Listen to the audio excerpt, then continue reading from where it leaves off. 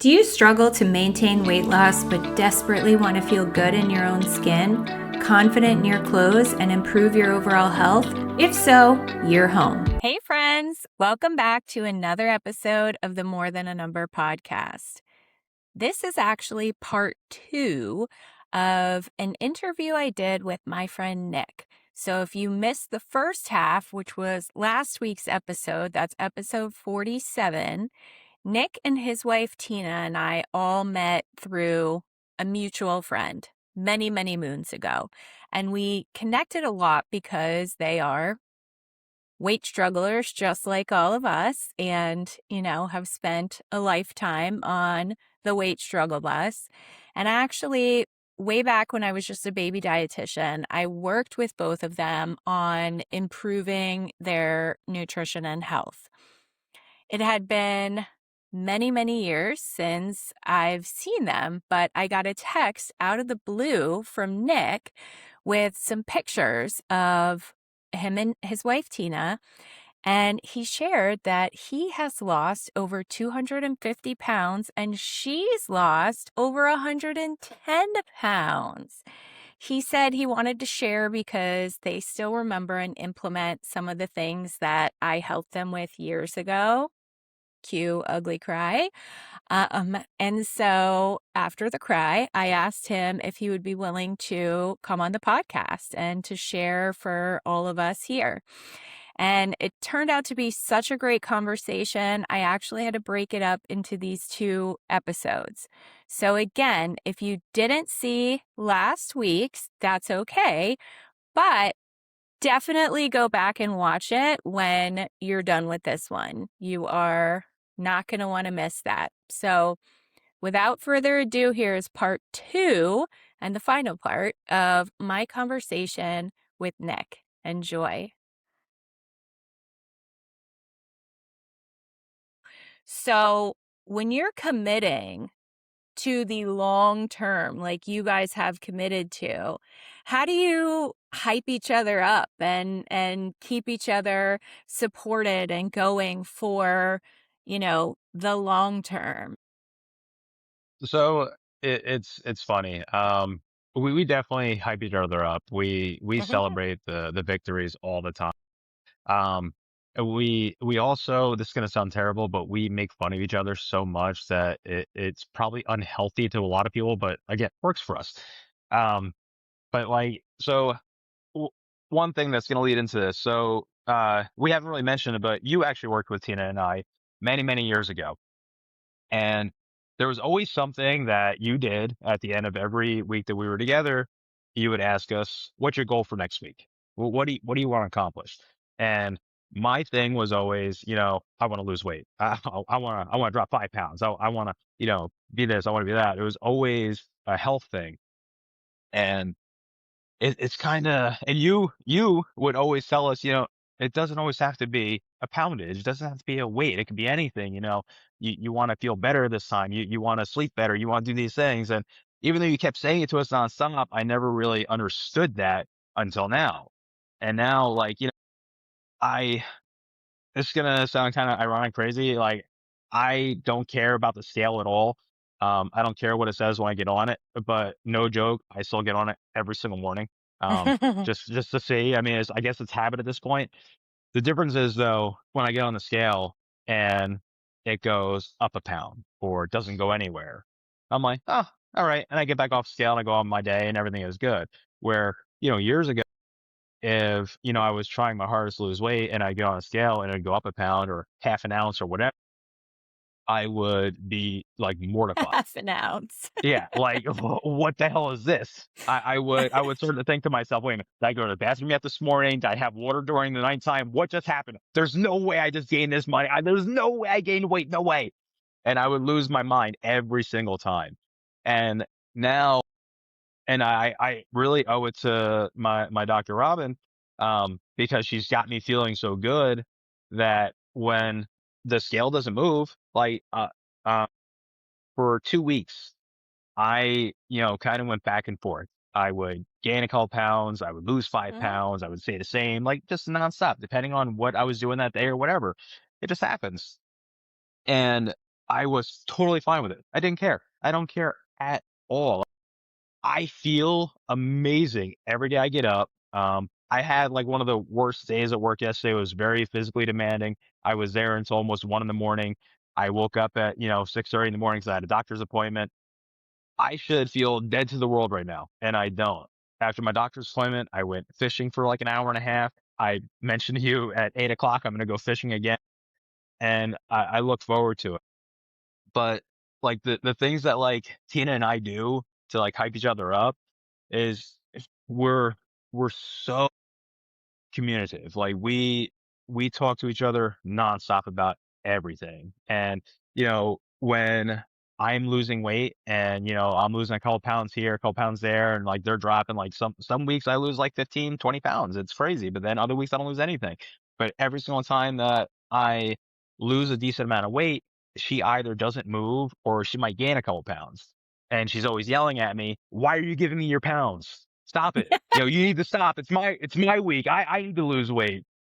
And it's great. We go back and forth. Um, uh, she's probably gonna hate me for this one, but I'm gonna say it anyway. Uh, so every once in a while, like, please understand, I would never in a million years, comment badly on her weight or anything like that. Especially now, she's lost so much weight. She's amazing. But like when she starts like craving something like really bad, she's talking to me about it. One, I don't cave in anymore. But two, I'm also like, bro, you're kind of being like a chubby monkey right now. Like, calm down a little bit. And like, she looks at me, she goes, "Did you just call me fat?" I'm like, "No, I didn't call you fat. I said you're being a chubby monkey. It's totally different. It's not, I'm not doing anything bad." And then we laugh and it's great. It's funny that you mentioned redoing a closet. We literally just redid our closet like 6 months ago because we had so many clothes in there that Hmm. we were holding on to because, they were the thin clothes that we couldn't fit into. And now those clothes don't fit us because they're way too big on us. So we got rid Hmm. of so much stuff, donated a whole bunch of clothes, redid our entire closet. And, it's those things. The other day I ordered, new undershirts, because mine just felt big. I'm like, they're really kind of annoying. They're like hanging off me and everything. And when I went to go buy them, I couldn't remember what size I need. So I went to my closet and I pulled out one of the undershirts and I saw it said 4XL. And I'm like, wait a minute. So I need something smaller. I'm going down to a 3X? Like that's crazy. And I remember texting her, I'm like, dude, like I'm buying 3X shirts. Like the hell is that? Like a while ago I was wearing like a 6XL shirt and I could barely fit in the damn thing. And now I'm buying a 3XL and she's like so happy. She's like, "Oh, this is great. I'm so proud." And like her too, she like all her clothes, she the amount of clothes that we're going through, by the way, is disgusting. Like we have to buy new clothes pretty much every month because they're all so big on us and whatnot, which is fantastic, but it's kind of ruining my retirement plans, but whatever. Uh, but yeah, like it's those little things that we celebrate so much, that are huge victories when you know, she goes to her doctor. She sees the endocrinologist because her thyroid's always been a problem. And when she was really unhealthy, she was diabetic. So she sees these doctors for all these things, and she'll go and get her blood work done. She comes back, and she used to dread her blood work, but now she sees it. She's so happy. We celebrate those things. I think the best part of us together on this is that no matter what, we do support each other whether we're doing the bad things or the good things, we just stand by each other's side, keep going. I mean, honestly, we've been together for 25 years. What else are we gonna do? But I mean, it's great. It's great having that person that's with you no matter. Yeah. Ugh, I love that so much. You sent me the cutest pictures of you guys riding bikes. So let's talk about movement because we said a little bit in the beginning about, when you are at that weight, how literally every minute little action that we have to take is so much harder. So tell me about like how yours and Tina's relationship with movement, physical activity has changed because I know like it took me a very long time to actually get to a point where I'm excited to work out, where I'm like happy. I want to work. I'm doing it because I want to do it. I'm not like dragging myself kicking and screaming and hating life. And it doesn't feel like torture anymore. And I think a lot of people don't exercise or get any kind of physical activity because we have this negative spin on it that it is like torture. So, how has your relationship with physical activity changed? And what does it mean to you to actually be able to walk outside and hop on a bike and go bike Uh, riding? it's amazing. It really is amazing. Um, so exercise. We don't exercise. I hate exercise. I hate everything about it. And it's kind of funny because I constantly tell myself, oh, you probably should. You've got all this energy now. You can probably do it. I would do it before and, I would exercise for like 15 minutes and I would feel like I'm dead. I can't move. I'm so sore. I'm sweaty. It's disgusting. I hate it. So I never wanted to do it. I still don't want to do it, but I, we both have, come up with this thing that, okay, if we're not going to exercise, then we're going to be active other ways. We're going to find a fun, enjoyable way to get out there and be active and do things that, get us off the couch and moving around. And for a while, it was only me. Um, she wanted no part of any of this. Last Christmas, she kept asking what I wanted, and I kept telling her, oh, I want this bike. So the bike I wanted, it was an e-bike. And so when I first got it, or when I wanted it, I was like, you know what? I'm gonna get this thing because I really don't have to pedal. It's gonna be great. I can just, ride all around, never pedal. It's gonna be amazing. Uh, so she she saw the price of the bike. It was expensive. It was like $800. And so, uh, she was like, "Hi, yeah, okay." And I'm like, "All right, fine. I guess I'm not getting the bike, whatever." And then it was coming down to like, 2 weeks before Christmas, and she goes, "Well, what do you want for Christmas?" I'm like, I already told you what for Christmas. I want the bike. And she goes, "All right, well, I guess go ahead and order it then, so it can be here for Christmas." Like, seriously? Like, for real? We're gonna do this? She goes, "Yeah, if you want the bike, get the bike." I'm like, "Cool." So I had the bike. A side note on this, getting that bike for the first week and a half were the most miserable moments of my life. So that right at Christmas is July of last year. I started feeling like really, really bad pain in my stomach and my back. And I thought it was a kidney stone. Um, but then I also kind of didn't think it was a kidney stone because it was completely different from the kidney stone I had back in 2024. So I didn't know what it was. So I just kept on going. I kind of chalked it up to, you're overweight. You got probably issues going on. Who knows what? But then, started seeing the doctor and everything else. And I mentioned it to her. So she started doing some blood work and, different tests and whatnot. And turns out definitely had kidney stones. Uh, they were really bad kidney stones. So anything I think 5 millimeters and above, they don't pass on their own. Usually, you have to have them removed. So I ended up having in the left kidney a 10 millimeter and a 14 millimeter stone, and yeah, it was rough. It was so bad. Oh boy. Yeah. So again, that started in late June, early July. In December 18th, actually, I had surgery to have him removed. Um, and actually ended up having two surgeries because the first one wasn't successful. I wasn't smart. I should have listened to the doctors again, but I didn't. When they told me to, take it easy, you know, take it easy at work, don't be running all around, it's gonna be rough. I didn't listen and I had caused so much damage to my uterus that they couldn't get the tools in to get the stones out. So the first surgery didn't work at all. 2 weeks later, I went and did it again. But again, the first surgery was December 18th, right before Christmas. So Christmas comes, I got this beautiful bike in the house and I can't do a damn thing with it. I was so upset because again, instant gratification. I'm looking at it. It's here. It's finally here and I can't touch it. I can't do anything.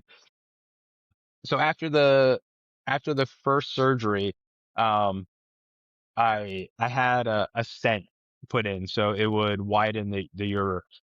Uh, After a couple days, I felt good. I didn't really have any pain. I was good. So I put the bike together, test rode it a couple times. It was amazing. Uh, but then, yeah, so cut to, that being like the worst part of it. Best part of it was having that freedom, being able to jump on a bike and go somewhere and just ride and kind of be alone was amazing. But then I kind of wanted Tina with me. I kind of wanted her joy. So I kept telling him like, hey, why don't you get a bike? Try my bike out. I think you're going to love it. Try it out. She was adamantly against it. She would not get on the bike. She wouldn't even like look at the bike. I guess she was like afraid to get on it. She thought she was going to crash or whatever. It probably didn't help that the first time I actually got on the bike and rode it in the backyard, I crashed into the fence. Whatever. Oh boy. Um, yeah. So she was definitely nervous. And then back in March, our nephew and his fiance came down and they rode my bike and they had like the greatest time in the world. And you know what? I'll send you the video.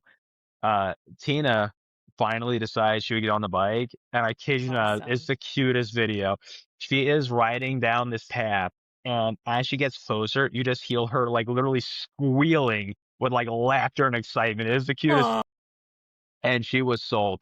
I literally went on Amazon and bought her the bike that day, and we we went out. It was actually our Was it our anniversary? I think it was our anniversary that we actually got out there. No, I'm sorry, it was not our anniversary. It was the month before. It was April. We took a vacation and we threw them on the back of my car and we went out to this beautiful park and we rode around the park. We rode 16 miles and we were wow. zooming all around. It was incredible. It was by far the best like vacation I've had in so long because we're out there having fun. And what was amazing was, like I said, I got the bike originally because I didn't have to pedal at all. I just press this little, throttle on the handlebars and the thing takes off like crazy. But when we're going around the park, like we were both like pedaling nonstop. And like it was such a great like little workout. Our heart rates were going and, but we felt great. We're having so much fun. It was, 90 something degrees out and we didn't care. We're just having a great time. And so that's kind of like what we do when, we think about exercise is, you know, we go out on the bikes. I go fishing. When I first started fishing, I fished this one spot. Bednar's, the farmer's market, Mhm. right? So behind Bednar's is Arthur R. Marshall Loxahatchee Wildlife Preserve. At the very back of it, there's a boat ramp that you can, take boats out to. Well, there's a big dock and it has benches. And that was the only place I would fish because of those benches. Because, no matter how much I really wanted to be out there because of my size, like I would, get achy, my knees would hurt, my back would hurt. So I would always, sit down and, in between fishing and whatnot for a little while, because I'd be out there for like 4 or 5 hours and, I would just be in pain. Also, I kind of dislike that place too because to get there, you got to go up this like really big incline and then down again. So it's kind of rough walking. Uh, But now I haven't fished in a little while because I don't need the bench anymore. And, now I take the bike, I ride out to my neighborhood lake and I walk around the lake. I go to other lakes and I walk around them nonstop with like gear and everything. And it's incredible to see Amazing. the both of us do those things that we never even dreamed of being able to do. When we would go out to, a store, like a restaurant or like a Walmart or whatever, I kid you not, we would ride around the parking lot like 50 times trying to find that closest spot because we didn't want to walk far. And now, like the last time we went to Walmart, we ended up parking, it felt like a quarter mile away, and neither one of us cared. Also, really cool thing that I love now is I'm no longer the slowest person walking. Like now, like I don't know how it is, but my little legs they just zoom around and like I'm keeping up with everybody and I'm talking at the same time, which is unheard of because back then if I was walking there I was not talking. I was Yeah, panting and almost dying. And now I'm like running around having full conversations with people and it's great. And seeing the same so thing with awesome. Tina is it's incredible. Um, Seeing where she was back then and now, like, she would come home from work, and she looked like a haggard mess. Like she just looked like she would have been to World War III. And I mean, I felt so bad for her. And now she comes home, even if it's like a worst day, she walks through the door and, she's happy and like we're good to go and everything is good. And just being able to move around, like now she didn't want anything to do with the bike. Now every time we're off together, like she's like, "Oh, let's find a new park. Let's go to a new park. Let's go here. Let's do that." And even fish, she this actually started arguments. To be honest with you, I again, this goes back to me wanting to spend time with her, be with her. Um, whenever I went fishing, I feel guilty because it's time that I could be spending with her.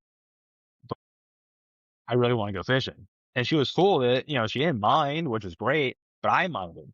So like I would always ask, "Hey, you want to go fishing with me?" And like her idea of going fishing with me was we'd drive to a place, we'd get out, we'd start fishing. Well, I would start fishing, um, and then she would, usually just meander back to the car with AC, watching dog videos on her phone while I did fishing.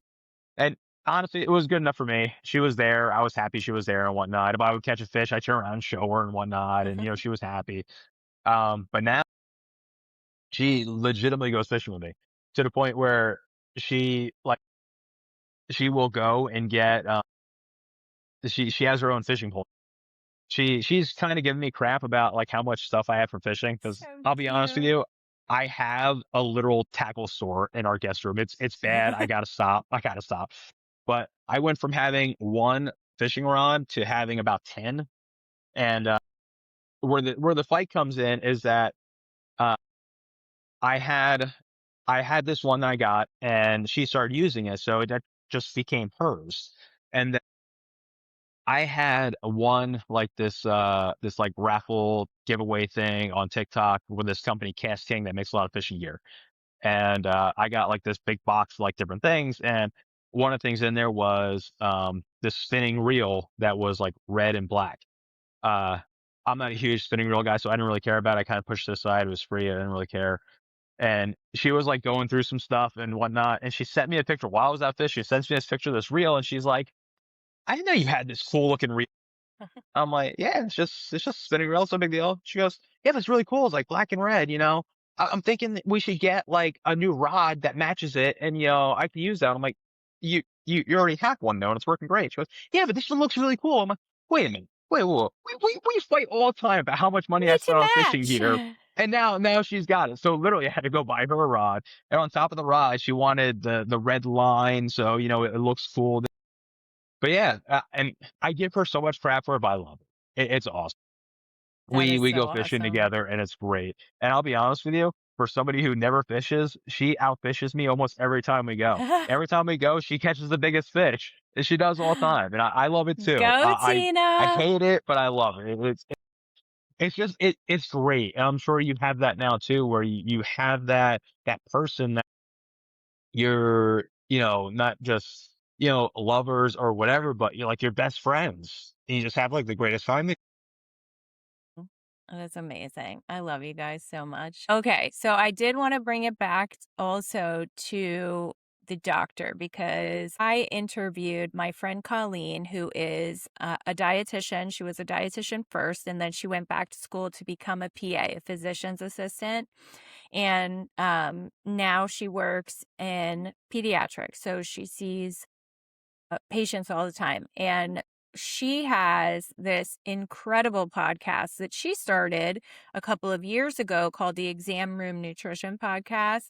And her whole goal is to help other clinicians and educate them on nutrition more so that they can better help their patients and also how to handle weight management better because of exactly what you were saying. And it's funny that you said the leg because when she interviewed me on her podcast, I said, I always felt like, I broke an arm and I would go to the doctor and they'd be like, you should probably lose some weight. And that's exactly what I said was cool, but can we like fix the arm? Just Um, and, I, to this day, I am a clinician. I do have to weigh patients when I see them sometimes. So, I do this for a living now, but still as the patient, I have to really like make the conscious effort to not allow my anxiety to take over when I'm going to the doctor because even though I know what to expect and I know it's not the same situation as it was before, I still get that it's like PTSD or something from, a lifetime of being told that every single thing that's wrong with you is because you're overweight, you're obese. And so, we were kind of talking about what she does and how she thinks that clinicians can make that experience better. So, something that she had mentioned was doing blind weights, that you can request a blind weight. So, when you go to the doctor, you can tell them when you're checking in, before you even get to the point of where they bring you over to the scale, you can tell them one, you don't want to discuss weight at this appointment. That's not what this appointment is about. I'm here for something else. I have something that I want to talk to them about. And then when they go to weigh you, you can request a blind weight, which is, you either get on backwards or you just close your eyes when you get on the scale and they take note of it, but you don't have to see that number or hear that number. And, if you say you're not willing to discuss weight at this appointment, then they have to respect your boundaries, and they have to respect that. So that was one of the things that we had talked about. And I I always find myself trying to think about ways that I can make a better experience for my patients and my clients too. What do you think would be something that maybe on their side or even with us that we can do to just make a better experience so that we don't get to the point where we're not going to the doctor at all because that's horrible and dangerous and we want to make sure people are going to the doctor. I mean, so I, I a part of me, because Tina and I actually talked about this question, and we talked about them all, but we actually spent a little bit of time on this one because I didn't know how I felt about it, and I was like asking her opinion and everything, and uh, for me, like I kind of I kind of don't care about getting on the scale. Back then, I didn't really care about it just because I didn't know how much I weighed anyway. So when I got on, I didn't want to know, but I kind of wanted to know just to see where I was. But then I saw, and it was terrible. But I still to this day, I was literally just at my urologist today, and um I purposely, so I had to get an ultrasound, so I had to wear kind of clothes that I could easily move and everything like. And I took a moment to think about my wardrobe because the last time I was there, I knew how much I weighed, and when I went there and I jumped on the scale, I had jeans on, shoes, I had keys, all these things in my pocket, like all this stuff. And like I jumped on a scale and it read like, I don't know, like 8 pounds heavier. And I was like, oh, no, no, no, no, no. You're not recording that. That's not how much I weigh. Like, no. And like literally today, when I was getting ready, it's just so stupid. I weighed myself right after I got out of the shower, and then I carefully picked out my clothes, not to pick out anything too heavy. And then, I got fully dressed and I weighed myself again just so I can see, the difference and whatnot. And it was so stupid because honestly, I didn't even get weighed when I went there today. They did not weigh me at all when I went there today. So I was like, this is point. But like, You're like, no, I demand to be weighed right now. I I prepared literally for almost this. did. It was so funny when you walk into after you leave the waiting room and you go back there, the scale is right there on the right hand side. So, she's in front of me and I'm walking and I stop to, go on the scale and she keeps on walking. I'm like, oh wait, the scale. What no? And she was like, oh, we're not doing the scale thing. I'm like, all right, fine, whatever. Whatever. Yes. I was hoping that you would, update how much I weighed in there because I've lost, like, I don't know, 40 pounds since the last time I was here. But hey, it's fine. Whatever. Um, for me, it's not a matter of seeing the scale. It's not a matter of the numbers. It's not a matter of any of it. It's just really how the people, the nurse, the doctor, or whoever who is weighing you reacts to. I've I've had bad, periods where, I've gotten weighed and, the person writing it down, like, literally has a look on their face like, "Oh my God, I wasn't expecting to be that high." Um, but then I've also experienced at my doctor now where, I jump on the scale, and actually this is another little non-scale, I guess it's not a non-scale victory, but whatever. Um, when I first started going to the doctor I'm going to now, the scale didn't go to my weight. So they would just have to ask me how much I weighed. So I would tell them like every time I got there, this is how much I weigh, and they would just write it down. But then I don't remember when it was, but when I went in there, it was a different like assistant that was dealing with me, and she brought me right to the scale. And I kept thinking to myself, "Oh, this is probably not going to work out." I jumped on the scale and it weighed me and it got a number, and I was like, "Wow, that's cool." And then, ever since then, I get on the scale every time I go there, and it's kind of like a badge of honor that I can actually get on the scale now. But honestly, for me, like I said, it's more about how they react to it and how they talk about it. If you get on the scale and it says, something bad or something good, like they should have, I guess, like a professional kind of caring demeanor about it. You know, it like Robin knows I'm, trying to be healthy, losing weight. She's helped me with it. But if I go there and I jump on the scale and I happen to weigh like 10 pounds more than I did, the last time I was, we're not going to have a discussion like, oh my God, what happened? Why'd you gain weight? You're going in the wrong direction. We would literally just go about, well, have you been feeling this last couple of months? Is everything okay? And we would, move on from where a lot of other doctors kind of just like browbeat you until you never want to come back again. And I think that's where the issue is. Like, I think for some people, not seeing the scale is great. I'm such a weird person. Like, I fully feel that whatever somebody likes, somebody else all hates. And so it's so weird, talking to people like one of the guys I work with, he's also, trying to lose weight. He's like, I think he told me he was 270 pounds, and he's trying to lose weight. He's not like super overweight guy. He's really tall, so he wears the 270 very well. But yeah, he wants to lose a little weight, and you know, he asked me what I'm doing, and I'm like, I go fishing and I eat better. He goes, "Yeah, but no, what are you doing to lose weight?" And I'm like, "I go fishing and I eat better, buddy. That's what I do. I don't exercise at all." He goes, "You don't go to the gym, you don't exercise?" I'm like, "Nah, I don't lift weights. I don't go jogging. I don't hit a treadmill. I do none of that. I go fishing and I eat better, and that's what's working for me right." He goes, "That's crazy. I go to the gym like three times a week, and I'm running, doing all this cardio, all these things, and like I barely lose any weight." I'm like, "Well, you have to find something that works for you. Like for me right now, this works, so I'm gonna keep doing." So again, like, people not wanting to see what the scale says, I get it. If it works for them, fantastic.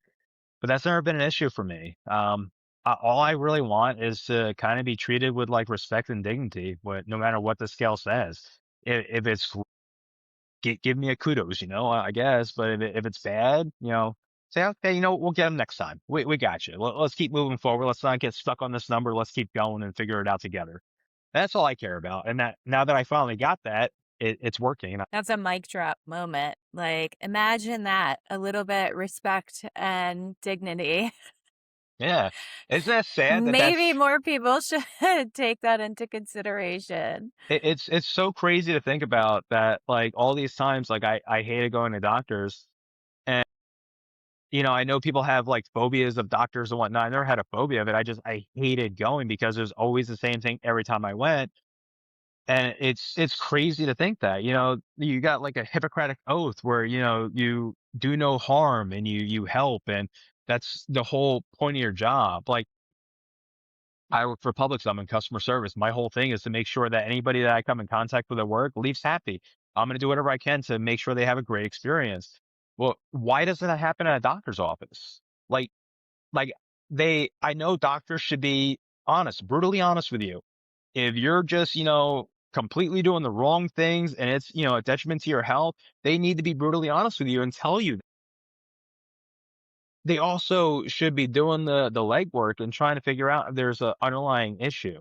And that was never done before, never done. And I mean, 40 plus years, I've seen doctors from when I was a kid up to an adult, and not a single person looked at any other things. They never checked testosterone. They never checked any of my other levels. They never checked like my estrogen levels. Nothing. When I first saw Robin, I got the little alert from Quest of like all the little things. It was like 3 pages of things that she was checking. I didn't understand a word of it. I had to Google all of it. I'm asking T, and I'm like, well, I don't know what any of this stuff is. And I'm so glad she checked all that stuff, because there was Yeah. things in there that I had no idea were an issue. When she said my estrogen was high and my testosterone was low, I'm like, wait a minute, my estrogen, am I a woman? Like, what is going on? Like, I don't understand any of this stuff right now. But, everything that she said was off. She corrected, and because we corrected those things, I feel amazing. And it's sad to think that, for 40 something years of all these different doctors, not a single one of them ever looked into anything. And what bothers me about that is, I'm not, trying to say like, they're bad doctors. I'm sure they're great doctors, whatever. But like the bedside manner, when it comes to people that are I just feel is kind of atrocious. I've talked to so many other people that, are, just a little overweight or, morbidly obese. And it's always the same thing is, well, are you seeing a doctor? What does the doctor say? And a lot of them tell me that, they're just being pushed, Ozempic or Manjaro or whatever the case. And again, I don't even think that's a bad thing, because, like you said, use your tools. Whatever's going to Right. help you live longer and be healthier, I'm all for it. Take everything you possibly can. If you told me going outside and eating a tree branch right now was going to extend my life for 10 years, I'd go eat 5 of them. I don't, but I don't understand that, how, doctors, to me, should be the ones that are listening the most, because they're dealing with somebody's life that they kind of don't. And it's really Yeah, heartbreaking when you think about it is. It's unfortunate. I will say, in a way, in their defense, I think that the majority of them are very well intentioned. They do want to help, but uh, either they just don't get it. They don't understand fully that obesity is a disease. It is a multifactorial disease. There are a million and one different things that play into that. And the mental and psychological aspects of how they come across when they are talking about it, can be very damaging. So I think the intent is there, but that's why Colleen has this podcast, is because that's her whole thing, is that she wants to help make that experience better and help other clinicians to be able to make that experience better for people. One of the things that she does say is that when her patients come in, before she even goes there, she will ask them, "Are you comfortable talking about your weight today?" And if they say no, then it's no, and they don't go there. And so I think that's a really great thing that I would love for somebody to say, like, "Are you comfortable discussing your weight today?" And I would have been like, "No, I came here because I got the sniffles. So give me some medicine and let me get out of here, you know?" it's so Um, so yeah, thank you for that insight there. I think we definitely have a long ways to go, but maybe it's naivety, but I want to think that the intent is pure and, as well intentioned, kind of like the sabotage thing. Um, but yeah. like I Okay, said, so as I we agree with you. I don't think they're, ill intents or anything like that. I definitely think they're trying to help people. It's just there's sometimes the way to go about it is there's not a always bias, yeah. pleasant. Yeah, 100%, 100%. For sure. For sure. Okay. So as we wrap up, I have a couple more questions for you. I ask my clients this question all the time, but I realized when I was preparing for this that I haven't actually asked anybody that I've interviewed. So I want to start asking it all the time because it is so fascinating to me what everybody's definition of health is, because I think it's so different for every person. And I have gotten so many amazing answers when I ask people, like, what does healthy mean to you? What if I could open the McKelvey's dictionary and look up the word healthy? Typically in this crazy diet culture that we live in, when we talk about, or when I would ask somebody, what do you think is healthy? They're either going to tell me how much they weigh and if they think they need to gain or lose weight, or they're going to tell me what they eat. I eat terrible. I should eat better, whatever. Rarely do I get other answers. So if I could wave a magic wand and say, you are the ideal picture of what McKelvey's dictionary says is healthy, what would that look like for you? I have no idea. Um, Is so it it's an how interesting you are question. right now? So I don't know. Um, Going through what we've been through the last, 2 years and, losing the weight and whatnot. I mean, I I don't think I'm healthy at all. I mean, like I said, I'm 370 pounds. I'm only 5'6", so it's still a lot of weight being carried.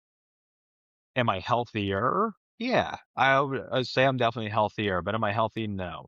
Um, and I, I've realized that to talk about being healthy, you're right. Everyone usually does talk about, their weight, what they eat. For me, honestly, it's more of the mental health part of it.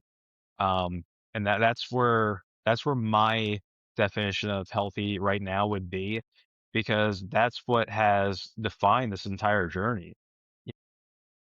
Changing what I eat, changing what I do, that had, it has a lot to do with it, but I would have stopped that, 6 months in, 100%, if I didn't, figure out what's going on in my head. Somebody I used to work with who was like a leader, a mentor, she would always come in, and when we would have discussions, she would ask me like these questions, and like I would always be annoyed by these questions. So I'm like, look, I know what I'm doing. I got it. But she goes, no, no, no, that's not why I'm asking these questions. I'm asking these questions because I want to get to the root. You can't, figure out how to fix something unless you know the root cause of it. And that's kind of what I've done throughout the last 2 years.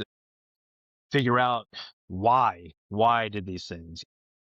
Why, when I had a crap day, did I want to have a whole pizza or whatever? Or even if I didn't want a whole pizza, how come I kept eating until I was disgustingly full, knowing that I was going to be sick to my stomach in a little bit and I was going to have all these stomach issues? Why? Why was I doing all these?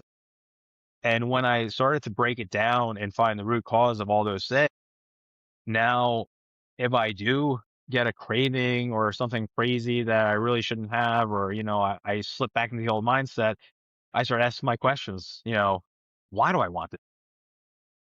Is it going to make me feel better? Like, none of this makes any sense. It's such a ridiculous thing to think that, by eating slice of pizza, my life is somehow going to be better. It never is.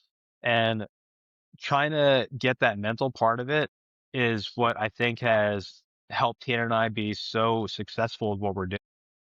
So for me, to define healthy, I would literally throw out all the nutrition stuff, all the exercise, all the scale, all the weight, everything, and stick strictly to the mental health of it. Because you can run miles every single day, you can lift hundreds of pounds of weights every single day, but if your mind isn't right, none of it's going to matter. Hey, you could be, 6 foot, 150 pounds, completely ripped and shredded, but in your mind, you're 5'6" and 370 pounds the rest of your life, and it's never going to change. So yeah, I honestly would say that 100% healthy to me is having that mindset to know what's wrong and know you want to fix it and have the ability to move in the right direction too. I love that. That's awesome. See, this is why I asked that question, because everybody It's a always good comes question. up. When It's a you good, start thinking about it and you start talking, you really get to the root of what you think because it's not about vanity. There's something deeper.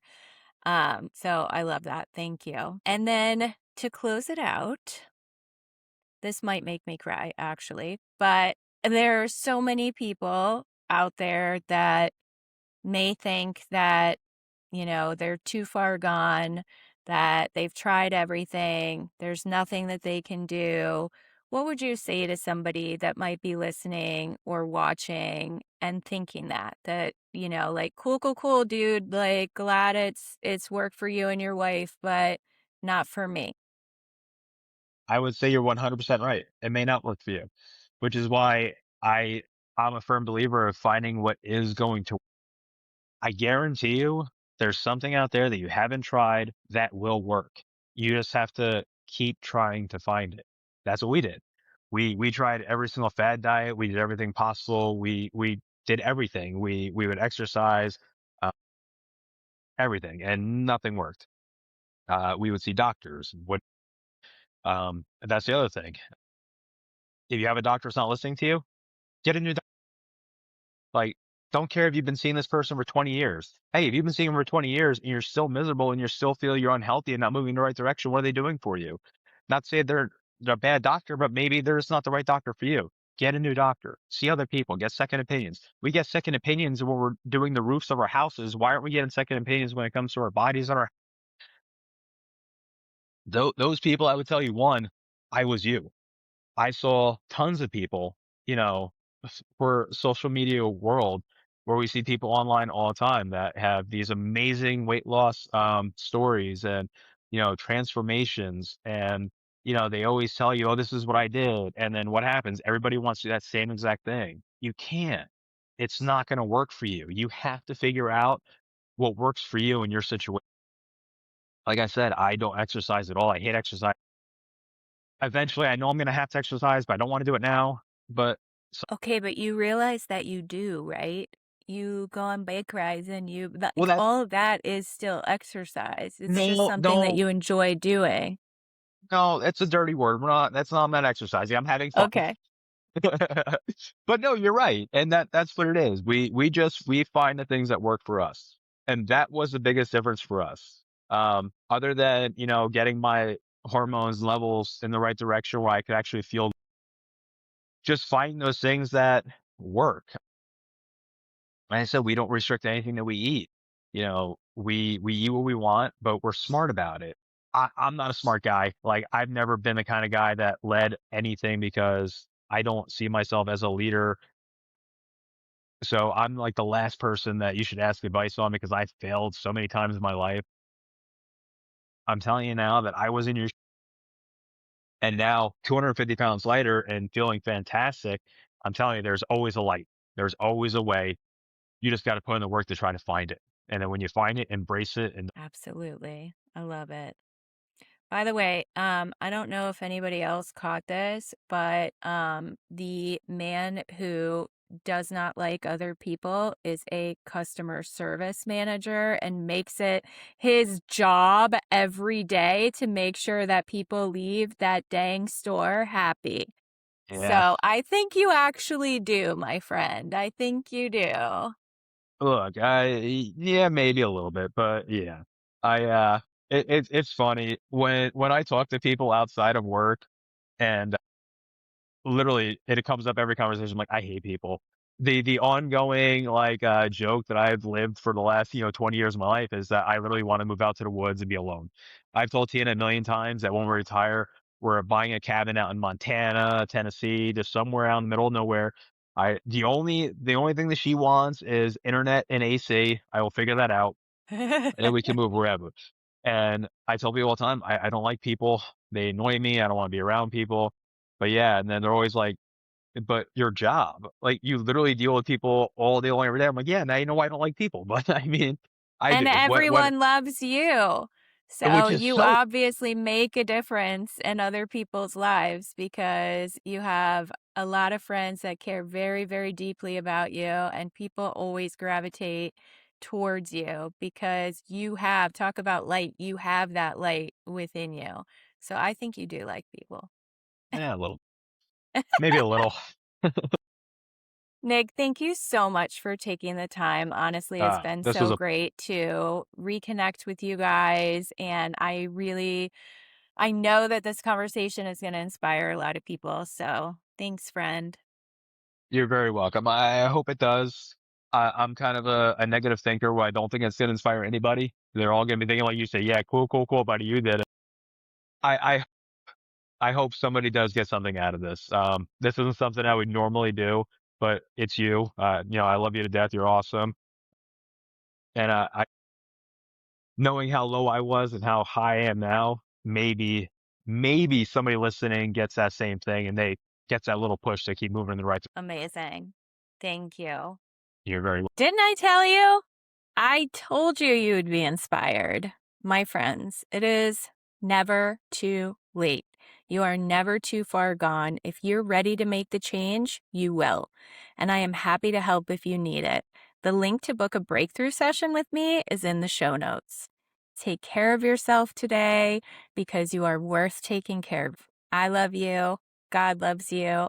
Have an amazing week, and I'll see you right back here next Monday.